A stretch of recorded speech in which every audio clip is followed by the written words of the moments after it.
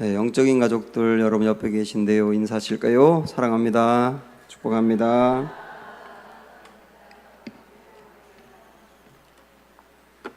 우리 청년들 필리핀 선교 잘 마치고 돌아왔습니다. 수고 많으셨어요. 네, 감사합니다.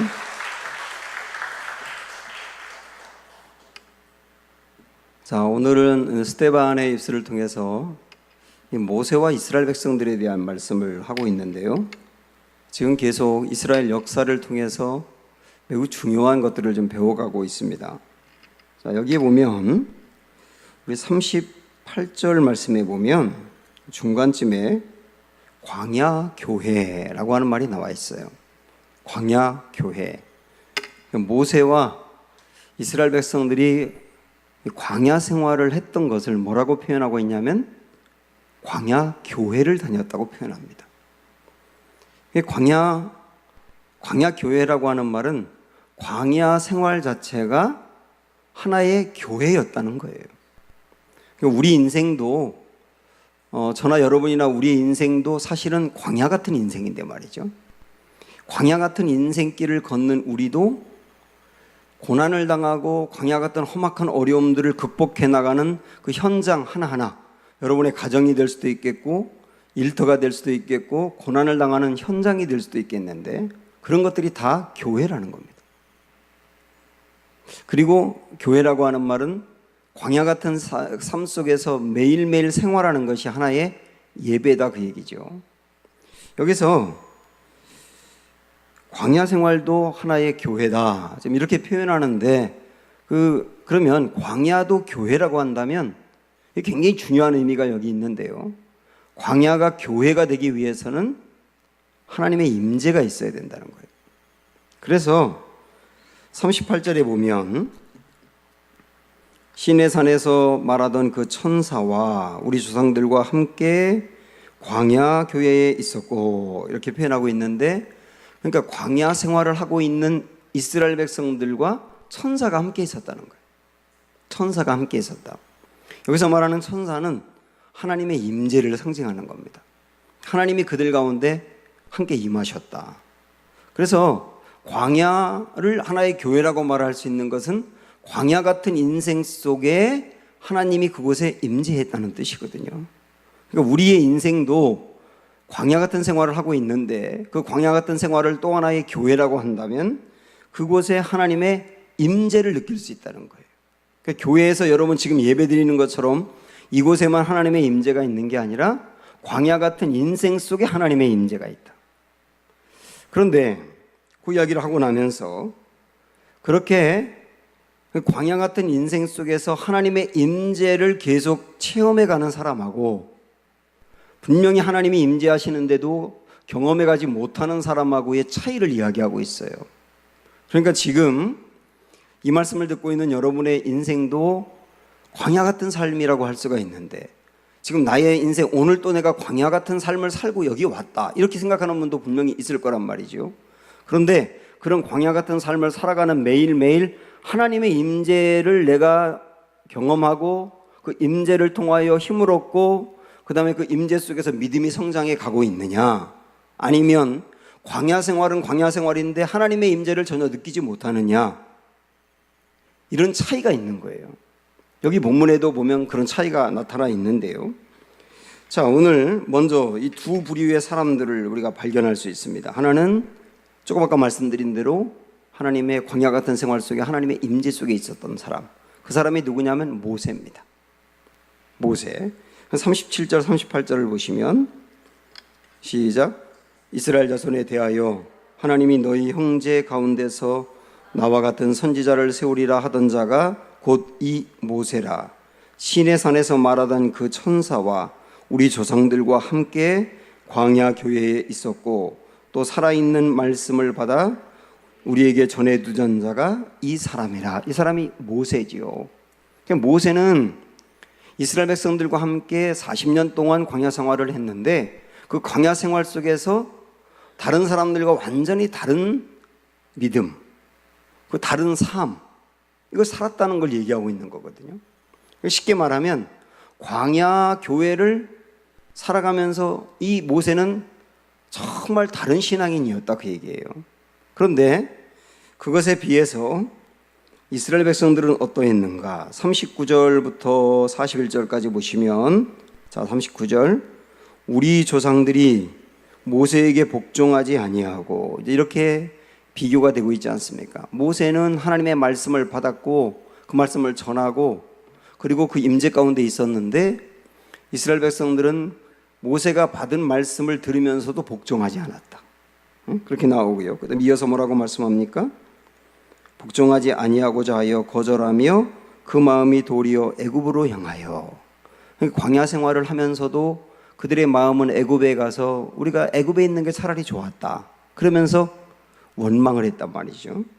40절 보면 아론더러 이르되 우리를 인도할 신들을 우리를 위하여 만들라. 애굽 땅에서 우리를 인도하던 이 모세는 어떻게 되었는지 알지 못하노라 하고, 그때에 그들이 송아지를 만들어 그 우상 앞에 제사하며 자기 손으로 만든 것을 기뻐하더니. 그러니까 이 사람들은 하나님의 말씀에 복종하지 않았어요. 그리고 과거에 애굽에 있을 때가 더 좋다고 말하면서 원망했어요. 그리고 금송아지를 만들어서 하나님이라고 섬기면서 우상 숭배했어요. 이런 허다한 죄들을 광야에서 범했다는 겁니다. 그러니까 우리도 지금 광야 같은 삶 속을 살아가면서 그걸 하나의 교회 생활이라고 한다면 하나님을 안 믿는 것은 아니에요. 다 하나님을 믿는데, 하나님을 믿는 사람 중에 어떤 이들은 하나님의 임재를 느끼면서 말씀 붙들고 살아가면서 승리하는 삶을 살기도 하고, 모세처럼 어떤 사람들은 교회를 다니고 똑같이 하나님을 믿는데 하나님의 말씀에 대적하고 원망하는 삶을 살며 그리고 우상 숭배의 삶을 사는 사람도 있더라는 거예요. 이 두 그룹이 광야 교회를 다니는 교인들 중에 이렇게 나눠졌었다는 얘기입니다. 안타깝게도 이쪽은 모세 한 명이고 이쪽은 나머지 이스라엘 백성들이고. 그러면 광야 같은 인생을 살아가면서 이것을 또 하나의 교회 생활이라고 한다면, 그러면 모세라고 하는 사람은 어떻게 그 광야 같은 삶 속에서도 하나님의 임재 가운데 있었고 말씀 붙들고 살고 했느냐? 이게 굉장히 중요한 힌트가 나와 있어요. 우리에게 오늘 주시는 말씀이 이거거든요. 포인트는 38절을 다시 보세요. 시작. 시내산에서 말하된 그 천사와 우리 조상들과 함께 광야 교회에 있었고 또 살아있는 말씀을 받아 우리에게 주던 자가 이 사람이라 그랬어요. 그러니까 모세는 그 광야 생활 속에서 하나님의 말씀을 받았는데 그 하나님의 말씀이 그에게 어떤 말씀이었냐면 살아있는 말씀이었다는 거예요. 살아있는 말씀. 그가 살아있는 하나님의 말씀을 늘 받고 그 말씀이 그에게 늘 생생하다 보니까, 그러니까 모세는 광야 생활 속에서도 광야를 살면서도 광야를 살지 않는 것처럼 하나님 말씀 앞에 복종하며 그렇게 생활을 했다, 그 얘기죠. 그러면 이 말씀을 통해서 우리가 그러면 나머지 이스라엘 백성들은 왜 그랬느냐라고 하는 것을 추적해 보면 그들도 하나님의 말씀을 받았는데 하나님의 말씀이 그들에게는 살아있는 말씀 같지 않았다는 뜻이에요. 저는 이 말씀을 이렇게 묵상을 하면서 오늘날 교회의 그 목회자들이나 교회의 성도들의 큰 문제 중에 하나는 이 말씀이 하나님의 말씀처럼 안 들린다는 것을 알게 됐어요. 이게 말씀처럼 안 들리는 거, 하나님의 말씀처럼. 여러분 어떠세요? 아주 솔직히 생각을 해보세요. 이 말씀이 여러분 하나님의 말씀입니까 정말? 네? 여러분 이 말씀을 읽을 때 정말 하나님의 살아있는 말씀이세요? 그리고 이 말씀을 전하는 설교가 여러분에게 정말 하나님의 살아있는 육성으로 들리는 것 같은 하나님의 말씀이세요? 목사인 저에게도 어떤 때는 이 말씀이 활자지 하나님의 말씀처럼 안 들릴 때가 있는 거예요. 솔직한 저의 고민이기도 하거든요. 그러니까 이 하나님의 말씀을 모세도 받고 이스라엘 백성도 받았는데 모세에게는 이 말씀이 살아있는 말씀이에요. 근데 이스라엘 백성들에게는 이 말씀이 살아있는 말씀이 아니었단 말이에요. 거기에서 굉장히 중요한 차이가 났다는 거예요. 우리가 받는 하나님의 말씀이 정말 살아있는 말씀이 된다면 여러분 이 말씀이 우리에게 어떻게 작동하는지 보실까요? 예레미야서를 한번 가보세요. 예레미야 23장 1088쪽입니다. 구약성경 예레미야 23장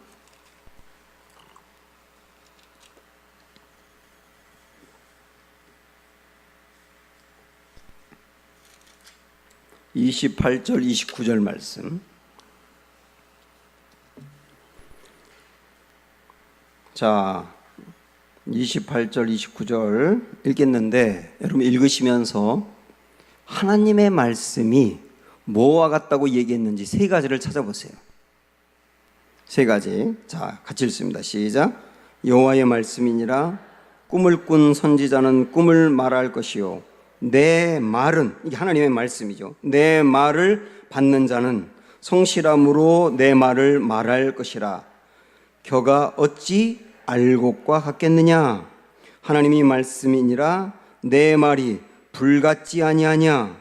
바위를 쳐서 부스러뜨리는 방망이 같지 아니하냐. 여기 하나님의 말씀이 뭐와 같다고 했습니까? 세 가지. 첫째, 알곡 같다. 둘째, 불 같다. 셋째는요, 방망이 같다는 거예요. 그러니까 이 하나님의 말씀이 실제 우리에게 살아있는 말씀이 된다면 이 세 가지와 같다는 거예요. 하나는 방망이와 같다. 그러니까 하나님의 말씀이 방망이와 같다는 게 무슨 말일까요? 방망이는 두드려 패는 겁니다. 그래서 하나님의 말씀이 나에게 정말 방망이처럼 들릴 때는 그 방망이가 나를 두드려 패듯이 나의 잘못된 습관이라든지 잘못된 생각이라든지 그것을 마구마구 때린다는 거예요. 그래서 하나님의 말씀은 우리를 때로는 때리는 거예요. 그래서 내가 가지고 있는 잘못된 생각과 습관 이거 그대로 둘 수가 없어서 괴로워지는 거거든요. 이게 말씀이 내게 부딪혀 오면서 괴로움이 생기고 그 다음에 이 말씀대로 살지 못하는 내가 부끄럽고 이런 것은 방망이가 여러분을 때리는 은혜 받는 순간이거든 사실은. 두 번째, 하나님의 말씀 뭐와 같다 그랬어요? 불과 같다 그랬어요. 불은 뭡니까? 태워버리는 거예요. 방망이로 나를 때릴 뿐만 아니라 내 잘못된 것들, 나의 삶의 잘못된 그 모습들을 그냥 때려서 깨닫게만 하는 것이 아니라 그것을 불태워버리듯 변화시키는 능력이 있다는 거예요. 하나님의 말씀이 나의 잘못된 모습을 그냥 두지 아니하며 이것을 변화시켜버린다. 없애버리고 태워버린단 말이에요. 그리고 세 번째는 뭐와 같다 그랬냐면 알곡과 같다 그랬어요. 알곡은 양식입니다. 하나님의 말씀은 우리 영혼의 양식이 되어서 그 말씀을 정말 먹고 살아있는 말씀으로 받는 사람들의 심령을 살찌게 하는 거예요. 그래서 그 하나님의 말씀이 진짜 나에게 알곡이 된다면 영혼이 건강해지는 거예요. 아주 강건해진단 말이죠. 이게 하나님의 말씀입니다. 그래서 저는 이 하나님의 말씀인 성경이, 그리고 성경을 통해서 우리가 배우거나 그것이 선포되는 말씀이거나 이 모든 것들이 정말 우리 심령에 살아있는 말씀으로 다가오기를 축복합니다. 이 살아있는 말씀이 되느냐가 생명이거든요. 누가복음 8장에 있는 말씀을 오늘 아침에 우리 친구들과 함께 이렇게 나누었거든요. 굉장히 제가 서로 나누면서 은혜를 받았어요. 누가복음 8장에 그 22절부터 보니까 갈릴리 그 호수에서 풍랑을 만난 제자들의 이야기가 나오더라고요. 한번 여러분 거기 한번 가보세요. 누가복음 8장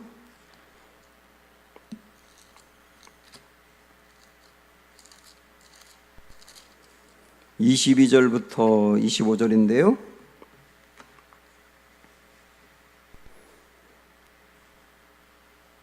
자, 22절 보세요. 시작. 하루는 제자들과 함께 배에 오르사 그들에게 이르시되 호수 저편으로 건너가자 하심에 이에 떠나 행선할 때에 예수께서 잠이 드셨더니 마침 광풍이 호수로 내리침에 배에 물이 가득 차게 되어 위태한지라 그랬어요.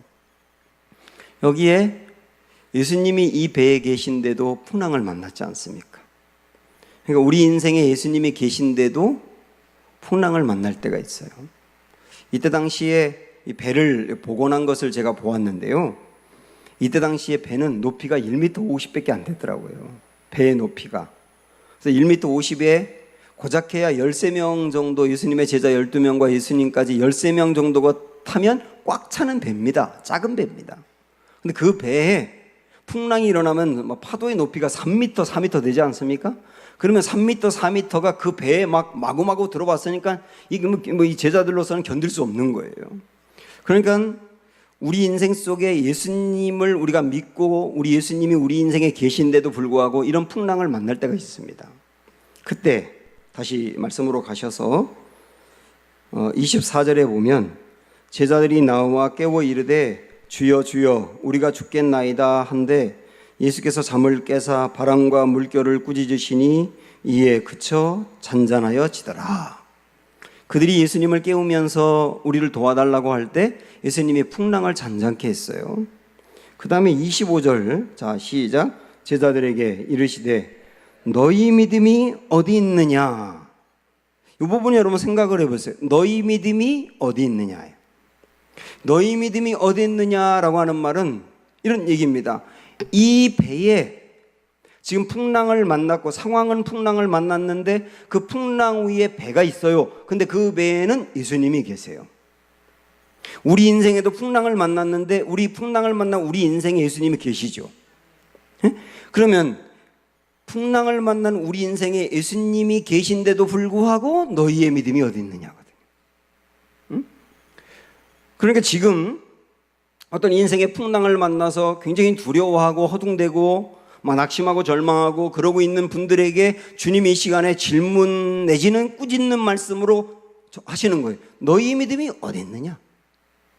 너희 풍랑을 만난 너희 인생에 분명히 예수님이 계신데 너희 믿음이 어디 있느냐? 그럼 묻는 거예요 지금. 그러면서 그 다음에 이어서 한번 다시 보세요. 25절 다시 시작. 제자들에게 이르시되 너희 믿음이 어디 있느냐 하시니 그들이 두려워하고 놀랍게 여겨 서로 말하되 그가 누구이기에 바람과 물을 명함에 순종하는가. 여기서 여러분 하나 체크하실 게 어디냐면 그가 누구시기예요. 그가 누구시기에. 여기 예수님이 누구냐. 이 예수님, 그가 누구냐라고 말할 때 그 예수님이 풍랑을 만난 배 안에 계신데 우리의 믿음이 어디 있느냐거든요. 그러면 여기서 말하는 그가 누구냐라고 말할 때 그 예수님은 어떤 분입니까? 그 예수님은 하나님이세요. 그 예수님은 누굽니까? 온 천지 만물을 창조하신 창조주예요. 이 하나님과 예수님, 성령님이 함께 동역하면서 만든 천지, 이 우주 만물을 여러분 한번 생각을 해볼까요? 뭐 잘 아시는 이야기지만 하늘에 별들이 그 은하계가 많은데 그 은하계가 전체 2천억 개 정도의 은하계가 있는데 은하계 한 개에도 2천억 개의 별이 있다는 얘기 들어보셨죠? 그 어마어마한 별들을 만드시고 관리하시는 분이 주님이세요. 그리고요, 이 지구가, 지금 우리가 살고 있는 이 지구의 무게가 얼마나 되는지 아십니까? 지구의 무게. 이거 봤더니 지구의 무게가 얼마나 되느냐면 6천에다가 동그라미를 24개 하면 된답니다. 6천에다가 동그라미 24개 하면 59해 7,000톤이 되는 거예요. 지금 우리가 살고 있는 지구의 무게가 그런데 이렇게 어마어마한 이 무게 지구가 공중에 떠 있어요. 떨어지지 않고. 그리고 그 지구가 자전도 하고 공전도 해요. 하루에 한 바퀴씩 돌지 않습니까? 그걸 자전이라고 말하는데 역시 제가 그걸 봤더니 똑딱하면은 지구가 자전을 할 때 똑딱하면 얼마큼 가느냐면 500m 간답니다. 똑딱 지금 500m 갔어요. 우리가 있는 이 지구가. 그리고 공전이 태양을 중심으로 한 바퀴, 1년에 한 바퀴를 도는 거잖아요. 똑딱 1초 하면 32km를 갔대. 지금 똑딱 여러분 32km를 갔다니까 지구가. 이게 우리가 살고 있는 지구의 과학적인 내용이거든요. 그런데 그 지구가 그렇게 도는데도 우리는 어지럽지 않아요. 그리고 떨어지지 않아요. 정확하게 하루에 한 바퀴 돌고 1년에 한 바퀴 태양 주위를 도는 거예요. 이 어마어마한 질서를 만들고 그 다음에 이걸 관리하고 운영하는 분이 주님이세요. 여러분, 우리 주님이 얼마나 대단한 분인지를 느끼시라고 말씀을 드린 거예요. 그러니 그 주님이 태풍을 향하여 풍랑아 잔잔하라 말 못할 뿐이 아니며, 태풍아 잔잔하라 라고 말했을 때 태풍이 순종할 수밖에 없는 분이 아니냐. 저와 여러분이 믿고 있는 주님이 그분이다. 그가 누구시기에? 그가 누구라고요? 그런 분이시라고요. 응? 그런 분을 여러분이 믿으신다고요 지금. 응? 권사님 그런 분을 믿으신다니까 지금. 응? 그런데 그런 분을 믿으시는데 너희 믿음이 어디 있느냐. 풍랑을 우리가 만났어요. 우리가 뭐 어떤 육체의 질병이라든지 뭐 어떤 상황의 어려움을 만나서 굉장히 어려운 가운데 있는데, 그는 어려운 가운데 있지만 그 중심에 주님, 그분이 나와 함께한다. 그런데 그 주님과 함께 하면서 너희 믿음이 어디 있느냐? 왜 이렇게 쫄짱부냐? 왜 이렇게 걱정이 많으냐? 왜 이렇게 두려움은 많고 불안이 많으냐? 늘 왜 이렇게 짜증내고 다니냐? 뭐 이렇게 안 된다고 하는 게 맞냐? 이 수많은 질문들이 너희 믿음이 어디 있느냐에 들어있는 거예요.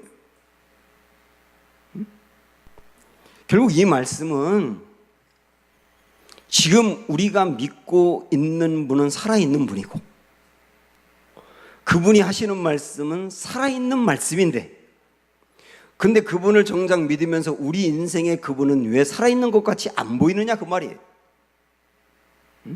정말 그분이 살아있고 그분의 말씀이 살아있다는 것을 모르느냐? 우리 모르진 않잖아요. 알지 않습니까? 그런데 아는데 그 아는 게 지식에 불과한 거 아니냐? 왜 이게 믿음으로 작동되지 못하느냐 그 얘기예요. 사랑하는 여러분, 하나님이 살아계시고 그분의 말씀이 살아있다는 것을 아시기 바라고, 알 뿐만 아니라 그 믿음이 여러분 안에 작동되기를 축복합니다. 고난을 만났을 때 그 믿음이 작동되기를 바라고요, 광야를 걸을 때 작동되기 바라고요, 풍랑을 만났을 때도 작동되길 바랍니다. 그러면 이 말씀이 진짜 나에게 살아있는 말씀이라. 모세는 그 하나님의 말씀이 그에게 살아있었다. 그러니까 광야에서 이스라엘 백성들을 이끌고 나가는 지도자로서 숱한 어려움이 있음에도 불구하고 마치 광야 생활을 하지 않는 것처럼 살았다. 그 얘기고, 그런데 이스라엘 백성들은 똑같은 광야에 있으면서 하나님의 말씀이 살아있는 말씀이 아니었다는 얘기잖아요. 하나님의 말씀이 살아있는 말씀이 아니다 보니까 그들에게서 나타난 모습이 뭐냐면 조금 아까 본 것처럼 불순종, 하나님을 대적하는 것, 끊임없는 원망과 불평, 애굽으로 돌아가자고 말하는 것, 그리고 우상 숭배였어요. 그런데 오늘 말씀이 여기서 끝나지 않고 그 다음 이어서 42절 43절로 이어지는데, 이 말씀이 우리에게 읽을 때 좀 답답하기도 하고 고민이 되기도 합니다. 자, 다시 오늘 본문으로 가셔서 보세요. 41절까지는 그들이 우상을 숭배했다, 금송아지를 만들었다는 말씀이고요. 그 다음에 42, 43절까지 시작. 하나님이 외면하사 그들을 그 하늘의 군대 섬기는 일에 버려두셨으니 이는 선지자의 책에 기록된 바 이스라엘의 집이여 너희가 광야에서 40년간 희생과 제물을 내게 드린 일이 있었느냐? 몰록의 장막과 신 레판의 별을 만들었으며 이것은 너희가 절하고자 하여 만든 형상이로다. 내가 너희를 바벨론 밖으로 옮기리라 함과 같으니라. 자, 여기 보세요. 이게 무슨 말씀이냐면 이스라엘 백성들이 쉽게 말하면, 우리 개념으로 말하면 교회를 다녔어요. 교회를 다녔는데 하나님의 말씀이 그에게 살아있는 말씀으로 다가오질 않는 거예요. 하나님의 말씀이 살아있는 말씀으로 다가오지 않으니까 하나님에 대한 믿음과 신뢰가 안 생기지 않습니까? 하나님에 대한 신뢰가 생기지 않으면 필연적으로 뭐로 나아가느냐면 하나님이 만든 피조물을 섬기기 시작하는 거예요. 이게 우상숭배거든요. 그럼 다시 말씀드리지만요, 우상숭배는 뭐냐면 하나님이 아니고 하나님이 만드신 것을 사랑하고 섬기는 거예요. 하나님에게서 만족하지 않고 하나님이 만든 것에서 만족하는 게 우상숭배예요. 하나님에게서 매력을 느끼지 못하고 하나님이 만드신 것에서 매력을 느끼는 게 우상숭배예요. 근데 왜 우상숭배로 가느냐 하면 하나님의 말씀이 살아있는 말씀으로 내게 다가오지 않게 되면 하나님이 불안한 거예요. 하나님을 믿고 의지하기가 어려운 거예요. 그러니까 눈에 보이는 것들을 찾게 돼 있는데 그게 우상숭배인 거예요. 근데 이스라엘 백성들을 보면 이 우상숭배가 갈수록 더 심해진다는 걸 알 수 있어요. 처음에는 하나님 믿고 의지하며 왔는데 그 하나님에 대해서 확신이 자꾸 안 생기니까 금송아지 만들었지 않습니까? 그래도 금송아지 만들었고 그래도 금송아지를 하나님이라고 한 거예요. 근데 나중에는 아예 하나님을 버리고 이방신들을 섬기기 시작하고, 여기 몰렉이라든지 뭐 이런 것들은 완전히 이방신들 중에서도 흉악한 이방신들이, 그런 단계까지 갈수록 심해지는 거예요. 그럼 우리가 하나님에게서 만족을 못하고 하나님의 말씀이 살아있는 말씀으로 내게 들리지 않으면 우상숭배를 하기 시작하는데 그 우상숭배는 갈수록 심해지는 거예요. 이게 있어야 되고 이게 있어야 되고 이게 있어야 되고 이게 있어야 돼. 그 모든 게 전부 다 하나님 만든 것들이거든. 그러다 보니까 깜짝 놀랄 말씀이 나오는데 그게 뭐냐면 하나님이 그들을 내버려 두셨대요. 내버려 두셨다. 그 말씀이 나오지 여기? 내버려 두셨다. 내버려 두셨다는 말은 잘못할 때 벌을 내렸다는 것보다 훨씬 더 무서운 얘기입니다. 하나님이 그래도 징계할 때는 다행인 거예요. 근데 징계해도 안 될 때 내버려 두는 단계로 가거든요. 이것을 신학적인 용어로 거룩한 유기라고 말합니다. 근데 이 내버려 두는 단계로 나아가게 되면 어떻게 되느냐면 로마서 1장에도 하나님이 내버려 두셨으니 라고 하는 말이 뭐 로마서 1장 24절, 26절, 28절 쭉 계속 막 나옵니다. 그러니까 어떻게 되느냐면 로마서에 있는 말씀을 보면 하나님이 내버려 두었을 때 이스라엘 백성들은 처음에는요 그 마음이 정욕대로 나아갔다고 나와요. 그런데 그래도 계속 죄를 지은 상태로 또 내버려 두니까 그 다음엔 더 심해져서 어떻게 나가느냐면 동성애로 나아가요. 그리고 또 내버려 두니까 나중에 어떻게 되느냐면 악한 일을 행하면서 악한 일을 행하는 걸 보면서 잘한다고 말을 해요. 이게 하나님이 내버려 두었을 때는 갈수록 심해지는 거거든요. 그럼 여기서 우리가 하나님이 우리를 다스리는 방법 중에 하나가 내버리는 게 있구나라는 걸 알 수 있어요. 그럼 여기서 이제 고민이 생깁니다. 하나님은 우리를 버리지 않는다고 했는데 왜 내버렸다고 하나요? 여기서 말하는 내버렸다는 말은 완전히 버렸다는 말이 아닙니다.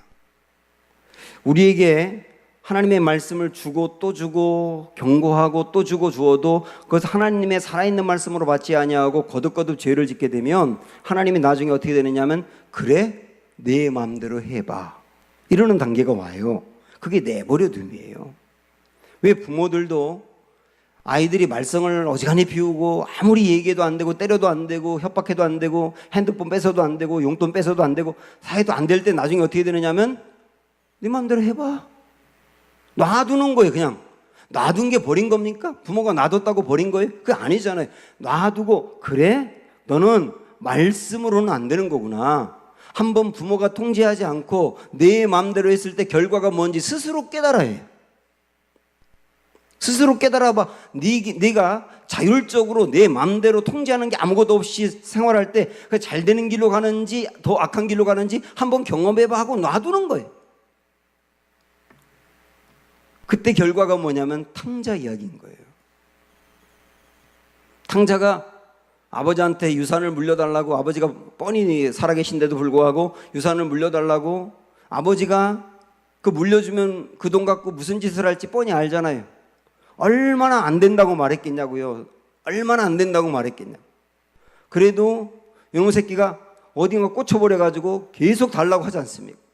그러니까 아무리 이야기도 안 되고 매를 때려도 안 될 때는 아버지는 어떻게 하느냐면 그래? 하고 유산을 주면서 네 맘대로 해봐 하고 내버리는 거예요. 그때 얘가 나가가지고 그 다음에 한 짓은 뭐냐면 온갖 방탕한 삶을 살다가 나중에는 먹을 게 없어가지고 거지 같은 신세가 되어서 돼지하고 쥐업 열매를 설로 먹겠다고 돼지하고 싸우고 정말 비참한 신세가 되지 않습니까? 그게 내버린 결과거든요. 그런데 내버려 두었을 때 그런 결과가 나오고 그가 이제 두 손을 드는 거예요. 아버지 품을 떠난 결과가 이거구나. 내 마음대로 생활하는 결과가 이거구나. 다시 말하면 말씀을 떠나서 내 원하는 대로 사는 결과가 이거구나라고 하는 것을 본인이 깨닫는 거예요. 그때 아무리 얘기도 안 되는 애가 본인이 깨달으면 변하는 거거든. 그리고 돌아왔을 때는 받아주는 거예요. 이게 내버림입니다. 오늘 말씀도 말이죠. 이스라엘 백성들을 하나님이 내버려 두었다. 아무리 얘기해도 안 되고 아무리 경고해도 안 되니까 내버려 두었다. 그 결과가 뭐였느냐? 갈수록 비참한 삶이었다. 나중에는 그들이 그 비참한 삶을 경험하면서 회개하게 되는 거거든요.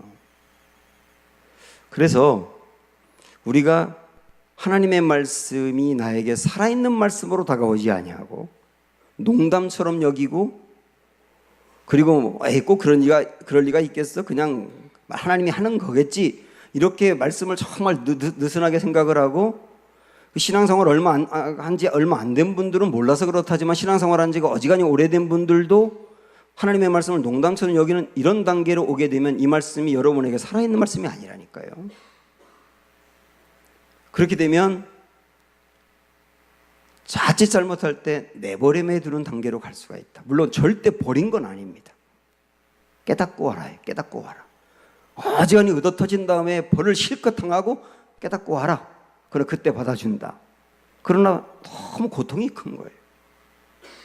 그러므로 사랑하는 여러분, 광야 생활하는 것 같은 우리 인생 속에 하나님의 임재를 체험하며 그 안에서 광야 생활도 광야 생활하지 않는 것처럼 견고하게 통과할 수 있는 길은 하나님의 말씀이 내게 살아있는 말씀이어야 한다. 저는 이런 하나님의 말씀을 사모하는 은혜가 여러분에게 있기를 축복하고요. 하나님의 말씀이 정말 생생하게 살아있는 것 같이 내게 임하는 말씀의 부흥이 일어나기를 축복하고요.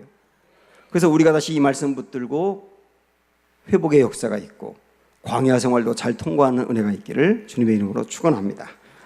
함께 찬양합니다. 부르신 곳에서 함께 부르겠습니다.